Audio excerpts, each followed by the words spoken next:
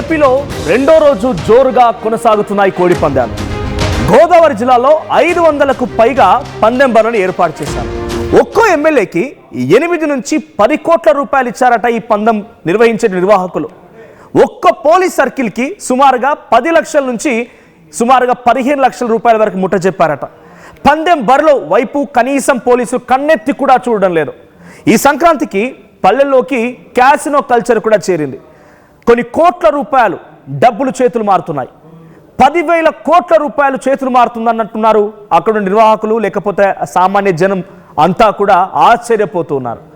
10,000 కోట్ల రూపాయలు చేతులు మారుతూ ఉంటే నిర్వాహకులు ఒక్కో ఎమ్మెల్యేకి సగటున 10 కోట్ల రూపాయలు పంపిస్తూ ఉన్నారట. ఇక పందెం బర్ల దగ్గర విచ్చలవిడిగా మద్యం అమ్మకాలు కూడా జరుగుతున్నాయి. ఒక్కో మద్యం బాటిల్ పైన 40 రూపాయల వరకు అదనంగా వసూలు చేస్తున్నారు. ఉదయం ప్రారంభమై అర్ధరాత్రి వరకు కూడా ఈ కోడి పందాలు కొనసాగుతూ ఉన్నాయి. 2 రోజులుగా గోదావరి జిల్లాలో ఎక్సైజ్ శాఖకి కోట్ల రూపాయల ఆదాయం కూడా సమకూరింది. 2-3 నెలల ముందే ఇతర రాష్ట్రాల నుంచి, విదేశాల నుంచి స్థిరపడ్డ వారికి ఆహ్వానాలు కూడా అందించారు. ఎమ్మెల్యే, మంత్రుల కనుసైగల్లోనే ఈ కోడి పందాలు నిర్వహిస్తూ ఉన్నారు. ఇక గోవా నుంచి క్యాబరే డాన్సర్లు కూడా ఇక్కడికి వచ్చారు. నిర్వాహకులు వారిని తెప్పించారు. అక్కడ ఇష్టానుసారంగా క్యాసినో కల్చర్ని పెంపొందిస్తూ డాన్సర్లని, క్లబ్ డాన్సర్లను కూడా తీసుకొచ్చేశారు.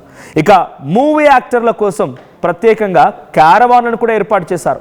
2 రోజుల్లోనే దాదాపుగా 7,000 కోట్ల నుంచి 10,000 కోట్ల రూపాయల బెట్టింగ్స్ జరిగింది అని చెప్పి తెలుస్తోంది. సరైన 10 కోట్ల రూపాయలు లంచంగా ఆ సదరు ఎమ్మెల్యేలకి పంపిస్తున్నారట. అంటే కమిషన్ మీకు తెలియనే ఉంది. సో ఆ రకంగా పంపిస్తూ ఒక్కో పోలీస్ సర్కిల్ దగ్గర 10 లక్షల నుంచి 15 లక్షల వరకు కనీసం కన్నెత్తి చూడడం లేదు. కాసినో కల్చర్ అట్టడుగు గ్రామాల వరకు చేరింది. క్లబ్ డాన్సర్లు వచ్చారు.